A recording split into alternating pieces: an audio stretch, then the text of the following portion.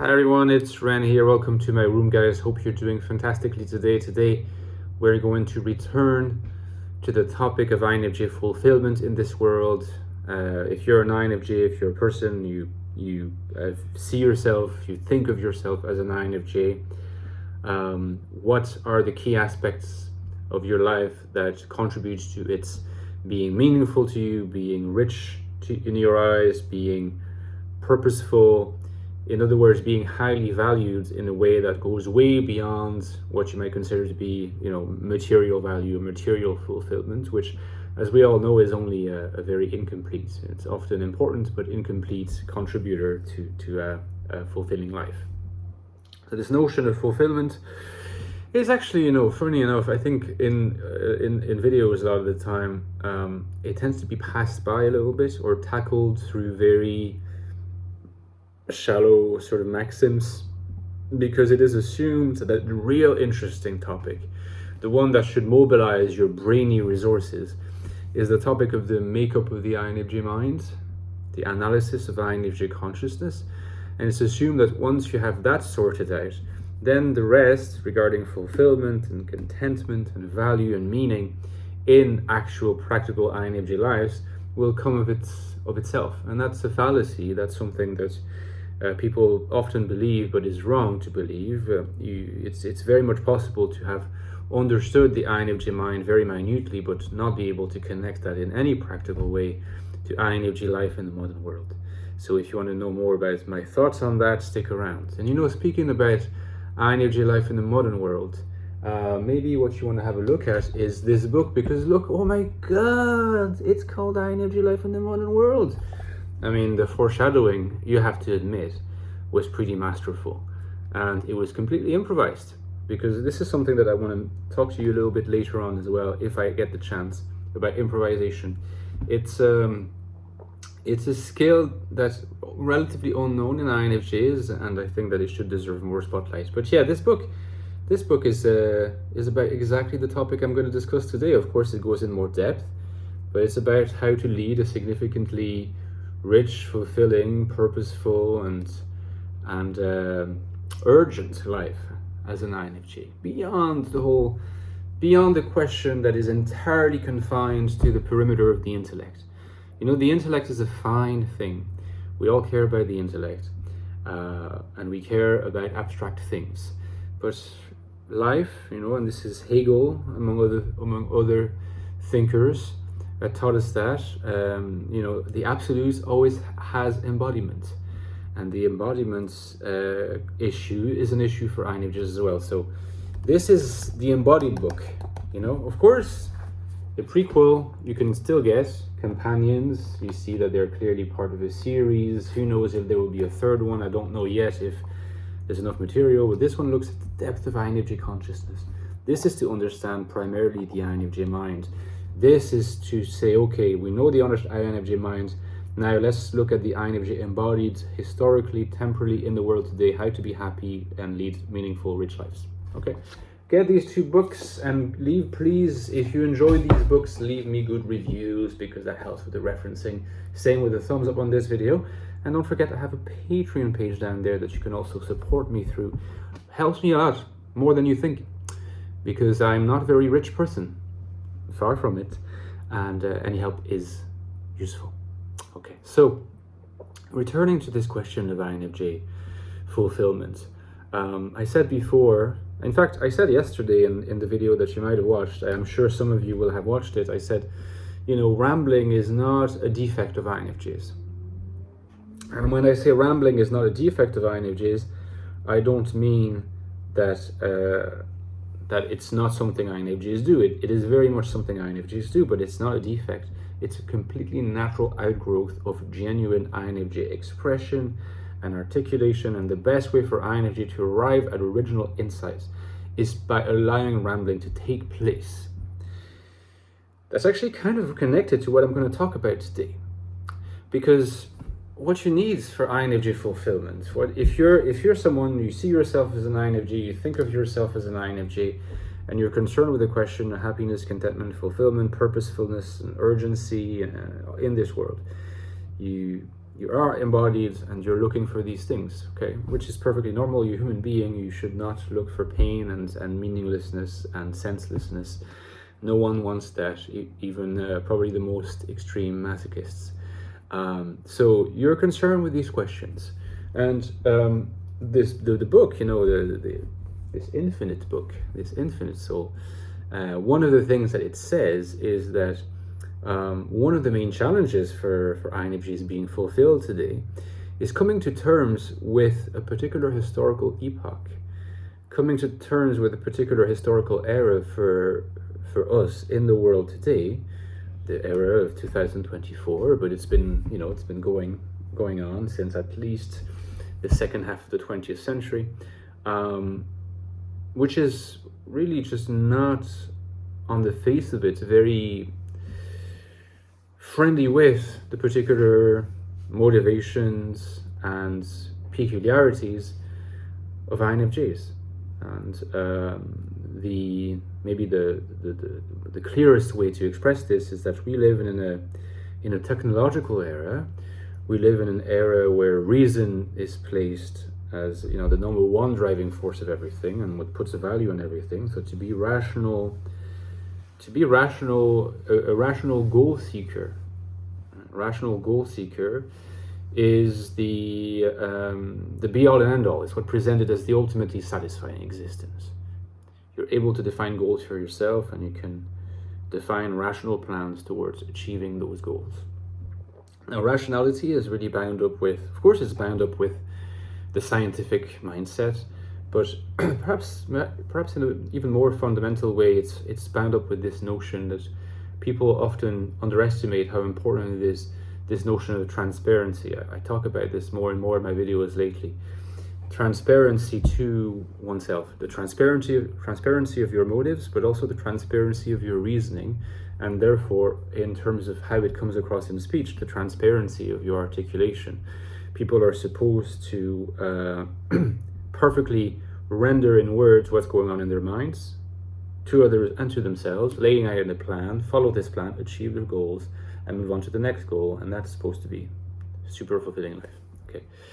So what if that very notion is in fact not where INFJs are the most at home? The whole challenge of today's society is that these messages that I've just been rehearsing for you, but no doubt that you'll be familiar with them. They're clearly shared, they're communicated to us and to other people as if they're one size fits all. This is the way. Like, you'll never have motivational speakers or the particular ideology of companies or working world, wherever you are.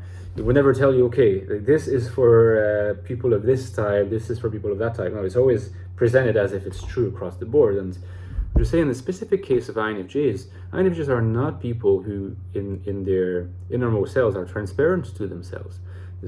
I'm constantly talking about how NI is not a function that does that. NI is a function that when it's rendered in speech, rendered in articulation, it tends to be somewhat obscure, it tends to be metaphorical, it tends to be allegorical, because the object, the primary units that are its targets are intrapsychic objects, whether they be archetypes or complexes or whatever they might be, that in a sense are highly symbolic in themselves and don't get easily rendered in the transparent speech of every day that you see some people excel at, clearly, who are not INFJs. And the reason why they excel at it is in part because they're not INFJs. So in a sense, we live in an era that highly, highly values this notion of transparent goal seeking, rational, transparent goal seeking, and moving on to the next goal. Is supposed to be just the storyline of a successful life that makes everybody happy. And we're looking at it as INFJs who actually are neither inclined to think that we value that particular approach that much, and we're not built to excel the most at it. The difficulty is that it's as if we're presented with no alternative, and this in a sense is peculiar to any zeitgeist, to any particular dominant ideology within a particular epoch, is that it's always presented as what everybody should be striving for, and it determines the shape of the cultural and social and economic system, which means that in some way we are going to be compelled to follow its dictates in one way or another. So it's very likely that most of us will have to have careers that dictate this transparent, rational, goal-seeking, if only to survive economically, to earn money, to be able to have financial independence, and then maybe later, build a family and so on. You're going to have to take these criteria into account, but at the same time, you want to ask yourself, is that going to ever be enough for me? And I think an INFJ who thinks that they convinces themselves that that will be enough for them is fooling themselves. They're fooling themselves because it's never going to be anything else than what I call in this book adaptive submission. Okay, so there are what I call 3 modes, right, of relating to reality for INFJs, including this reality that I've just been describing: technological, rational, goal-oriented, and so on. There's 3 modes. There's solipsism, pretending that this, that none of this is going on, staying in your world, isolated in your little room, and behaving like in this kind of half misanthropic way by, just refusing all of that, right? Which is not satisfying because it's going to leave you in a rut, basically. Okay, and I talk a lot about the solipsistic INFJ in this book. There's the path of adaptive submission that I've just been talking about, where INFJs use their resources to adapt the best they can so they can get along with others and in their lives and their careers, even though it's not for them. And then, of course, there's the third one. It's the path of infinity. The infinite soul is the name of that INFJ. I called, there were little glimpses of that INFJ in the Ecstatic Soul, which I called it the enlightened INFJ, but I think it's a highly connotated word, enlightened, and so I've decided to move beyond it to talk about the liberated INFJ, right? The liberated INFJ is the INFJ who has embraced the infinite attitude, breaking free from those molds and being able to relate to the particular discourse of the dominant era, not in the manner of rejecting it completely solipsistically, like at first INFJ, in the sense that it's a somewhat juvenile reaction and is not going to lead to your satisfaction in life, because your whole position is going to be still dominated by the zeitgeist in the manner of rejection. So you're not going to be opening yourself to the possibility of being richly fulfilled. But you also don't want to give in completely to adaptive submission, which is more likely to happen for INFJs for reasons that I may go into more in detail in the future.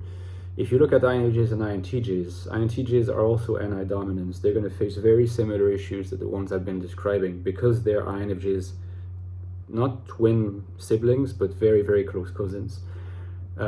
Due to their different makeup, it seems to me empirically that whereas INFJs choose the path of adaptive submission more often in dealing with the contemporary world, often INTJs choose the path of solipsism and misanthropy and rejecting this world altogether.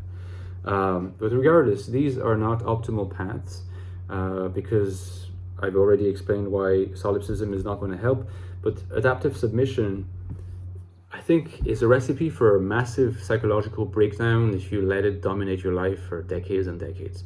Because the frustration, the lack, the abandonment of what really represents you, what constitutes you, it's going to stay in your psyche, and it's going to build up and up and up until it reaches this boiling point, and then you'll just have this existential crisis in the best case scenario, where you're like, what have I been doing? I've just been acting like somebody else just to get along, and my life is not my life, it's the life of someone else. So you want to be able to be neither adapted submissive or adaptive submissive. And I could just use the word adaptive, but I think submissive is a very important kind of accompanying word here, twin word, because there's a sense in which you're just submitting. Your agency is not part of the picture, right? So you don't want to be solipsistic, reject it altogether. You don't want to be completely adaptive.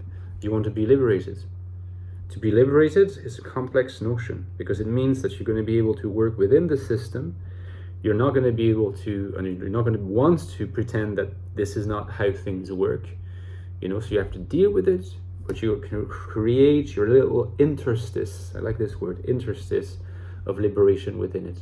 And sometimes It doesn't require a huge amount in terms of time or space, as long as you continue nurturing your creative and individual function. I don't mean function in the cognitive sense here, just the function that it belongs to yourself. What is most INFJ about you, what is most uniquely you. Develop what I call islands of spirit. As long as you still nurture and cultivate islands of spirit within your overall life scenario where you do make concessions to the dominant zeitgeist, you can be fulfilled, you can be encountering purpose, and whatever is painful about life, you'll be able to cope with it better because you'll know that still there is something nourishing you meaningfully about it anyway. But islands of spirit is a whole other domain that I talk at very much great length in this book. I'll discuss it probably next Wednesday in more detail. I've done it before, but I'll do it again. So until then, let me know in the comments what you think, and see you on Wednesday. Don't forget, give me a little thumbs up. Always helps. Okay, take care, guys. Bye-bye.